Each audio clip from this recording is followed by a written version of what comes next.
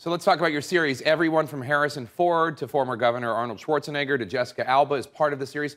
Why do you think it takes that kind of star power to make the public pay attention to climate change? I think that's exactly it. I think a lot of people have so many worries with the economy the way it is.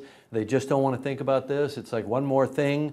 There's enough kind of denial out there on the airwaves that they can kind of shut it out of their minds. Like, well, I'll wait until people make up their minds about this, whether this is a real problem or not. And I think it takes people that you can relate to, that you feel familiar with because you've seen them your whole lives maybe, telling you that this is something that you've got to pay attention to. And so we tried to design the show in such a way that it would draw you in with human stories that are compelling, not a lot of charts and graphs and that sort of thing.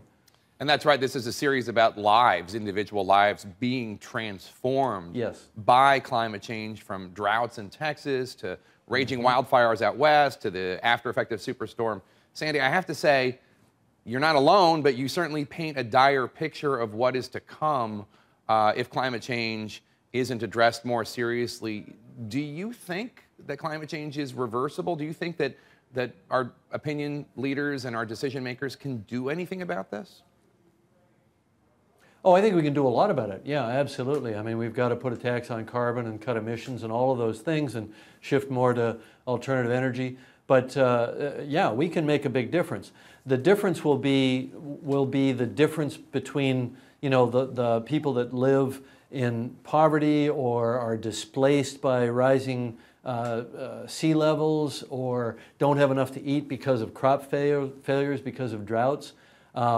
And everything that we do now will make a huge difference in 10, 20, 30 years on people's lives around the world, and not just in poor countries, but right here.